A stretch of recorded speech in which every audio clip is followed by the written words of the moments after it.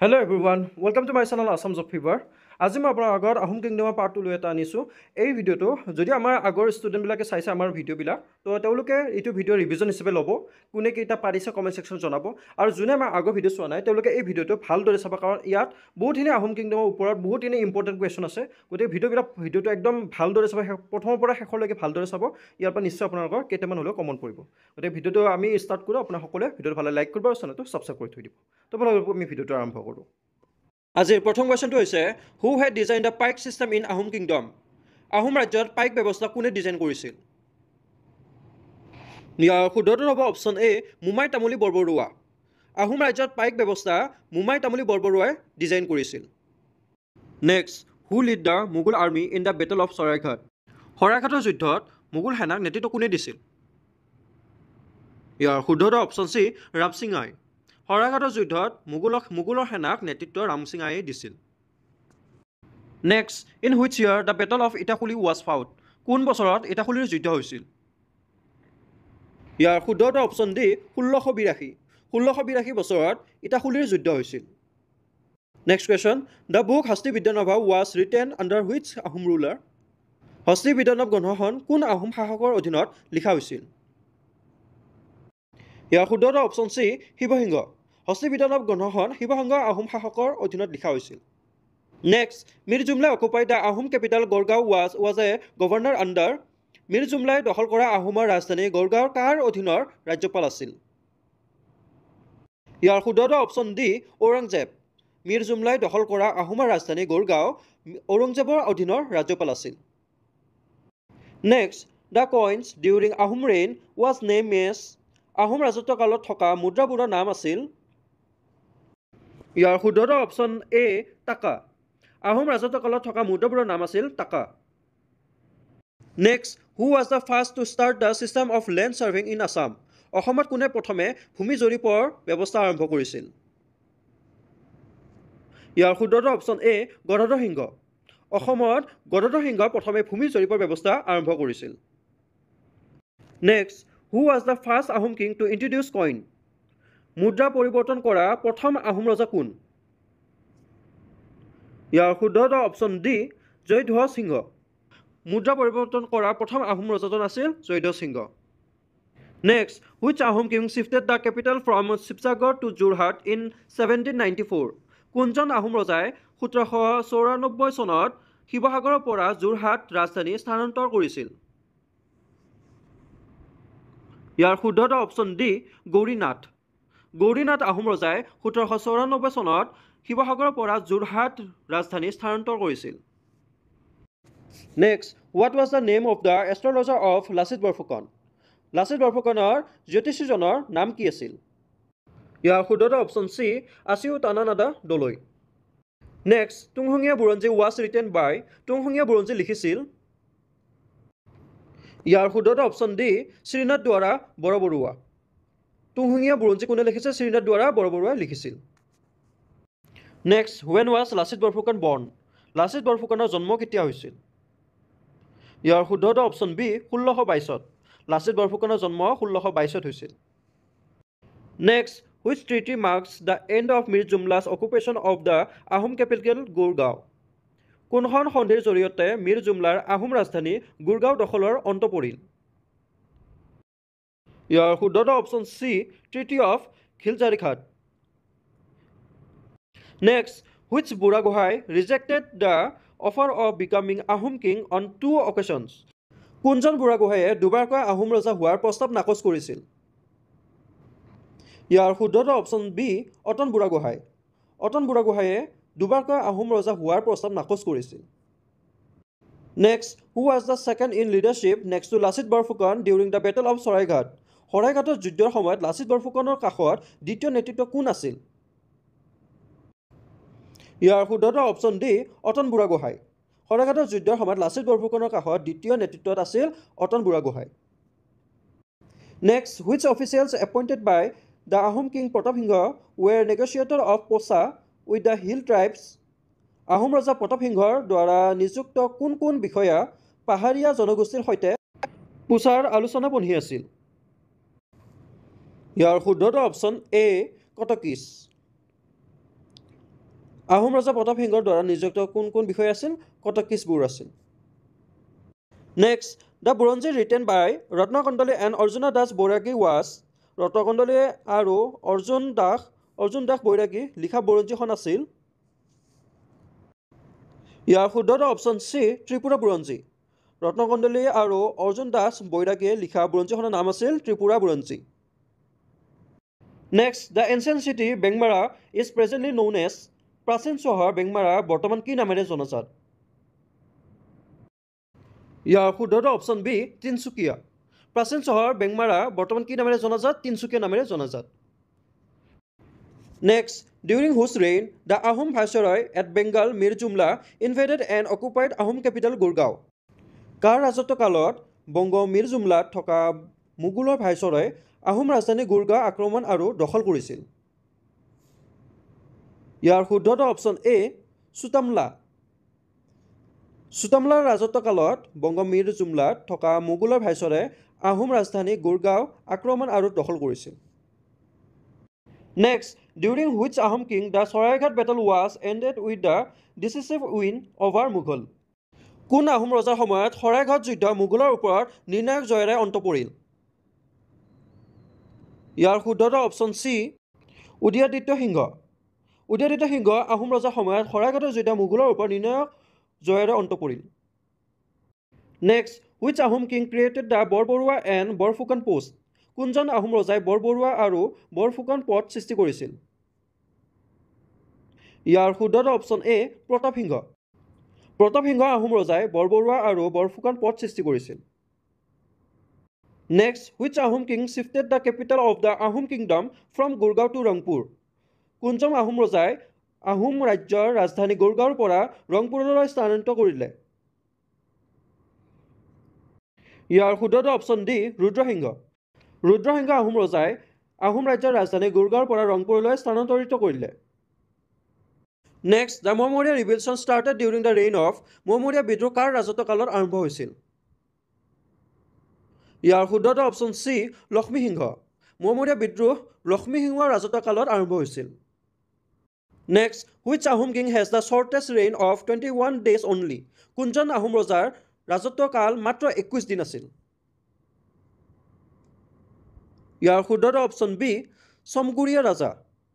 চমগুৰিয়া ৰাজাৰ ৰাজত্ব কাল মাত্ৰ 21 দিন আছিল এইটো ইম্পৰ্টেণ্ট কুৱেশ্যন হয় সকলোৱে নোট ডাউন কৰি থ'ব next the Itakhuli Ran was fought against Mughal during the reign of কাৰ ৰাজত্ব কালত ইটাখুলি ৰণৰ মোগলৰ বিৰুদ্ধে যুদ্ধ হৈছিল ইয়াৰ শুদ্ধটো অপশ্যন চি গদাধৰ সিংহৰ ৰাজত্ব কালত ইটাখুলি ৰণৰ মোগলৰ সৈতে মোগলৰ বিৰুদ্ধে যুদ্ধ হৈছিল next name the Mughal general who took possession of the Ahom capital Gargaon in 1662 AD 1662 খ্ৰীষ্টাব্দত আহোম ৰাজধানী গুৰগাঁও দখল কৰা মোগল জেনেৰেলজনৰ নাম কি ইয়াৰ শুদ্ধটো অপশ্যন ডি মিৰ জুমলা 1662 খ্ৰীষ্টাব্দত আহোম ৰাজধানী গুৰগাঁও দখল কৰা মোগল জেনেৰেলজনৰ নাম আছিল Mir Jumla next how many kings have during the Ahom period Ahom যুগত কিমানজন ৰজা আছিল ইয়াৰ শুদ্ধটো অপশ্যন বি 40জন আহোম যুগত 40জন ৰজা আছিল next which one is the first capital of Ahom kingdom in Assam অসমত আহোম ৰাজ্যৰ প্ৰথম ৰাজধানী কি আছিল ইয়াৰ শুদ্ধটো অপশ্যন বি চৰাইদেউ অসমত আহোম ৰাজ্যৰ প্ৰথম ৰাজধানী আছিল Charaideo next which one is the last capital of Ahom kingdom in Assam অসমত আহোম ৰাজ্যৰ শেষ ৰাজধানী কি ইয়াৰ শুদ্ধটো অপশ্যন বি যোৰহাট অসমত আহোম ৰাজ্যৰ শেষ ৰাজধানী আছিল Jorhat next the treaty of আছুৰ আলী ৱাজ চাইন বিটুইন আছুৰ আলীৰ সন্ধি স্বাক্ষৰিত কাৰ মাজত হৈছিল ইয়াৰ শুদ্ধটো option B Ahom and Mughal Asur আলীৰ সন্ধি স্বাক্ষৰিত কাৰ মাজত হৈছে আহোম এণ্ড মোগলৰ মাজত হৈছিল next who represented the Ahom kingdom in the treaty of আছুৰ আলী আছুৰ আলীৰ সন্ধিত আহোম ৰাজ্যক কোনে প্ৰতিনিধিত্ব কৰিছিল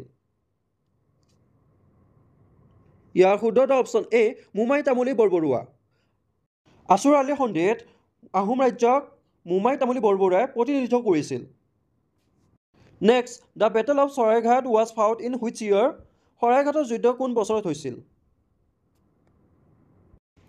ইয়াৰ শুদ্ধ অপশ্যন এ 1671 চনত 1671 শৰাইঘাটৰ যুদ্ধ আৰম্ভ হৈছিল। Next, which Ahom king was also' known as Burha Raja? কোনজন আহোম ৰজাক বুঢ়া ৰাজা বুলিও জনা গৈছিল? ইয়াৰ শুদ্ধটো হ'ব অপশ্যন এ চুচেংফা। চুচেংফা আহোম ৰজাক বুঢ়া ৰজা বুলিও জনা গৈছিল। Next, who was the father of Lachit Borphukan? Lachit বৰফুকনৰ পিতৃ কোন আছিল? ইয়াৰ শুদ্ধটো অপশ্যন এ মোমাই তামুলী বৰবৰুৱা। লাচিত বৰফুকনৰ পিতৃ আছিল Momai Tamuli Barbarua. Next, who was the only daughter of Charaideo Jayadhwaj Singha? Charaideo Jayadhwaj সিংহৰ একমাত্ৰ কন্যা কোন আছিল? ইয়াৰ শুদ্ধটো অপশ্যন ডি ৰহমত বানু বেগম। স্বৰ্গদেউ জয়ধ্বজ সিংহৰ একমাত্ৰ কন্যা আছিল Rahmat Banu Begum. Next, the treaty of Ghilajhari Ghat was sign in which year? Ghilajhari ঘাটৰ সন্ধি কোন বছৰত স্বাক্ষৰিত হৈছিল? ইয়াৰ শুদ্ধটো অপশ্যন এ 1663 চনত।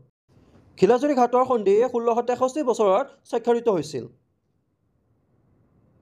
Next, which of the following was the last Mughal and Ahom conflict? তলৰ কোনটো মোগল আৰু আহোম সংঘাতৰ অন্তিমটো সংঘাত আছিল? ইয়াৰ শুদ্ধটো option A battle of Itakhuli. Battle of Itakhuli আছিল মোগল আৰু আহোমৰ লাষ্ট সংঘাত আছিল। Next, the battle of Alabai was fought between? আলবৈৰ যুদ্ধৰ কাৰ মাজত হৈছিল? ইয়াৰ শুদ্ধটো option A Assamese soldiers and Mughals. আলবৈৰ যুদ্ধ অসমীয়া সেনা আৰু মোগলৰ মাজত হৈছিল। Next, in which place the first battle fought by the Ahom against the Mughals? কোন ঠাইত আহোমসকলে মোগলৰ বিৰুদ্ধে প্ৰথম যুদ্ধ কৰিছিল? ইয়াৰ শুদ্ধটো অপশ্যন বি ভৰালী। ভৰালী ঠাইত আহোমসকলে মোগলৰ বিৰুদ্ধে প্ৰথম যুদ্ধ কৰিছিল। Next, who among the following was the first Ahom ruler to officially accept Hinduism? তলত উল্লেখ কৰা সকলৰ ভিতৰত কোন কোন আছিল আনুষ্ঠানিকভাৱে হিন্দু ধৰ্ম গ্ৰহণ কৰা প্ৰথমজন আহোম শাসক? ইয়াৰ শুদ্ধটো অপশ্যন বি জয়ধ্বজ সিংহ। তলৰ সকলৰ ভিতৰত জয়ধ্বজ সিংহ আনুষ্ঠানিকভাৱে হিন্দু ধৰ্ম গ্ৰহণ কৰা প্ৰথমজন আহোম শাসক। নেক্সট, ফ্ৰম হুজ ৰেঞ্জ the Sanskrit language was use in Ahom coins? কাৰ ৰাজত্বকালৰ পৰাই আহোমৰ মুদ্ৰা সংস্কৃত ভাষা ব্যৱহাৰ হৈছিল? ইয়াৰ শুদ্ধ উত্তৰ অপশ্যন ডি ৰুদ্ৰসিংহ। ৰুদ্ৰসিংহৰ ৰাজত্বকালৰ পৰা আহোমৰ মুদ্ৰা সংস্কৃত ভাষা ব্যৱহাৰ হৈছিল। Next, who was the first Ahom Borbarua? প্ৰথম আহোম বৰবৰুৱা কোন আছিল? এইটো ইম্পৰ্টেণ্ট কুৱেশ্যন হয়। ইয়াৰ শুদ্ধটো অপশ্যন এ মোমাই তামুলী। প্ৰথম আহোম বৰবৰুৱা আছিল Momai Tamuli. Next, which king was also' known as Bhaga Raja? কোনজন ৰজাক ভগ ৰজা বুলিও জনা গৈছিল? ইয়াৰ শুদ্ধটো অপশ্যন বি চুৰামফা। চুৰামফা ৰজাক ভগা ৰজা বুলিও জনা গৈছিল। Next, Rangghar was constructed during the reign of? কাৰ ৰাজত্বকালত ৰংঘৰৰ নিৰ্মাণ কৰা হৈছিল? ইয়াৰ শুদ্ধটো অপশ্যন এ প্ৰমত্মা সিংহ। প্ৰমত্মা সিংহৰ ৰাজত্বকালত ৰংঘৰৰ নিৰ্মাণ কৰা হৈছিল। Next, which Ahom king excavated Joysagar tank in the memory of his mother Joymoti at Rangpur?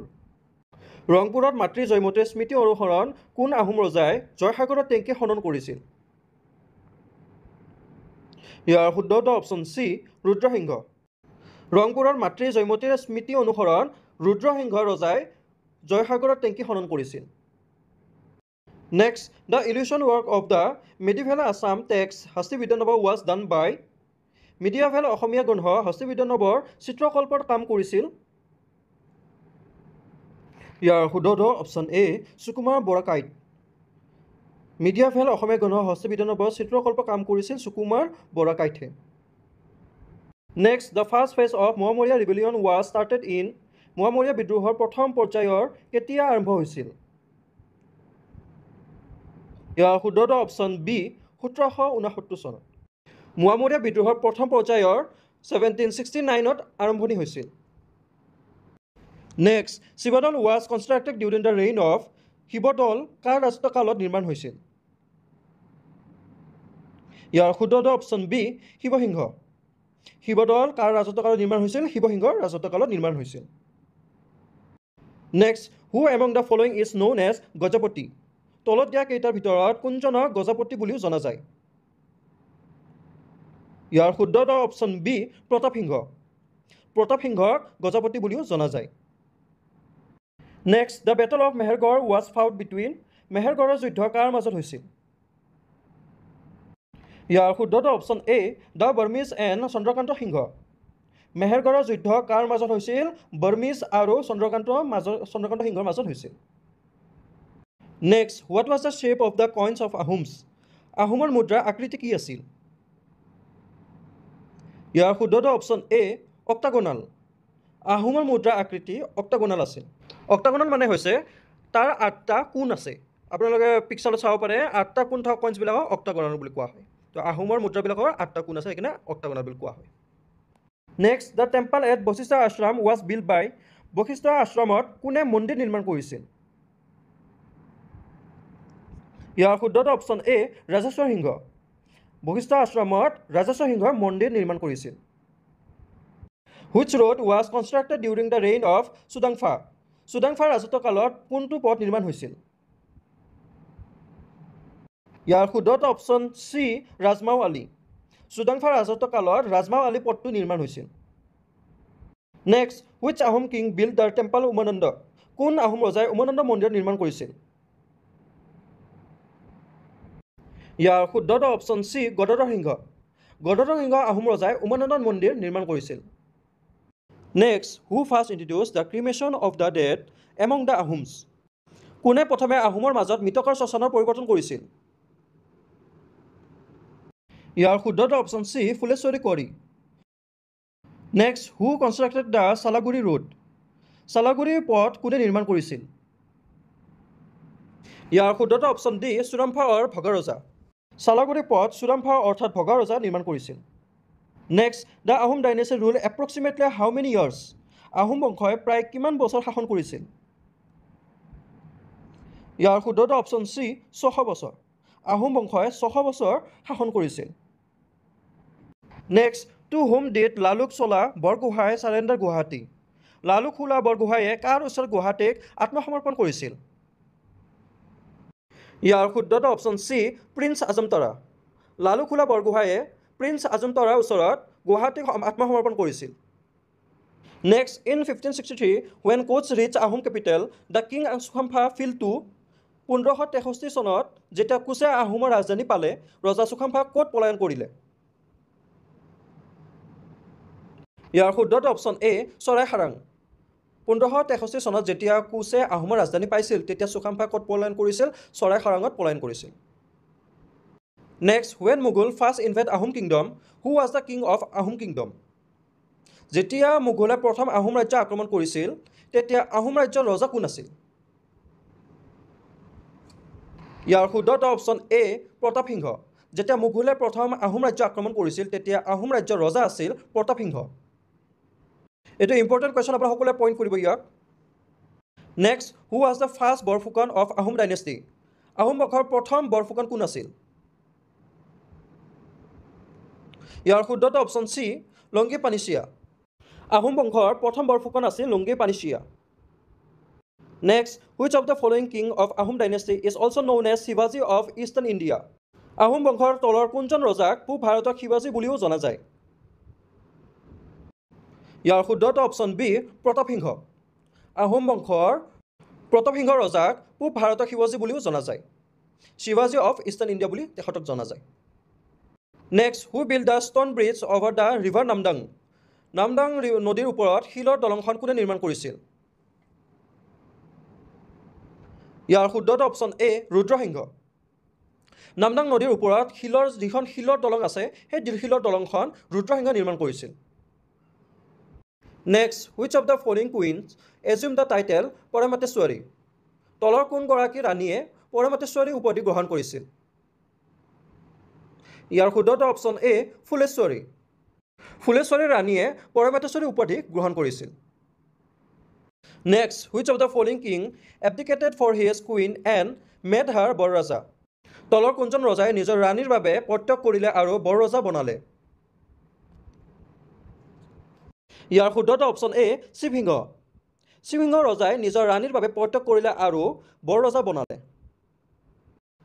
তো আজিৰ এই 65টা কুৱেশ্যন আপোনালোকৰ কাৰণে বহুতখিনি দৰকাৰী হয় তাৰপিছত আপোনালোকৰ আছাম ডাইৰেক্ট ৰিক্ৰুটমেণ্ট বা আছাম পুলিচ বা যিকোনো অসমৰ পৰীক্ষাবোৰৰ কাৰণে চাকৰি পৰীক্ষাৰ কাৰণে বহুতখিনি গুৰুত্বপূৰ্ণ কুৱেশ্যন হয় আহোম কিংডমৰ ওপৰত তো এইকেইটা কুৱেশ্যন আপোনাৰ সকলোৱে লিখি থৈ দিব বা স্ক্ৰীনশ্বট মাৰি থৈ দিব বহুত গুৰুত্বপূৰ্ণ হয় আপোনাৰ সকলোৱে এইখিনি ৰিভিজন কৰিব গতিকে ভিডিঅ'টো ভাল লাগিলে লাইক এটা কৰিব আৰু চেনেলটো ছাবস্ক্ৰাইব কৰি থৈ দিব আৰু কিছুমান নতুন কুৱেশ্যনৰ ওপৰত আমি ভিডিঅ' বনাম আপোনাৰ সকলোৱে চেনেলটো ছাবস্ক্ৰাইব কৰি থৈ দিব আৰু আপোনাৰ ফ্ৰেণ্ডছৰ লগত ভিডিঅ'টো শ্বেয়াৰ কৰিব তো আপোনাৰ আজিৰ হোমৱৰ্কটো হৈছে Who constructed the তলাতল ঘৰ at ৰংপুৰ and কাৰেং ঘৰ at গড়গাঁও ৰংপুৰৰ তলাতল ঘৰ আৰু গড়গাঁৱত কাৰেং ঘৰ কোনে নিৰ্মাণ কৰিছিল ইয়াৰ শুদ্ধ উত্তৰটো সকলোৱে মোক কমেণ্ট ছেকশ্যন জনাব ভিডিঅ'টো ভাল লাগিলে লাইক কৰিব চেনেলটো ছাবস্ক্ৰাইব কৰি থৈ দিব আৰু কিছু নতুন ভিডিঅ' আনি আছোঁ সকলোৱে চেনেলটো